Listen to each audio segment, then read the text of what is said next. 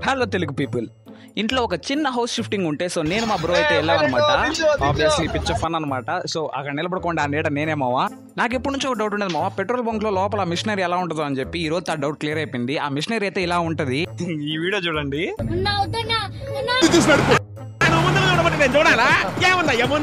కిరసనాలు పోసి డ్రైవ్ చేస్తున్నాం మావా. పాపం మావా, అందరూ మసి అయిపోయినారు మావా. నేనుంటే కాదు మామ, నాదైతే మా బ్రో ఉన్నాడు. మా బ్రో అయితే ఎవరితోనో చెప్పాలి, నువ్వే చెప్పాలి.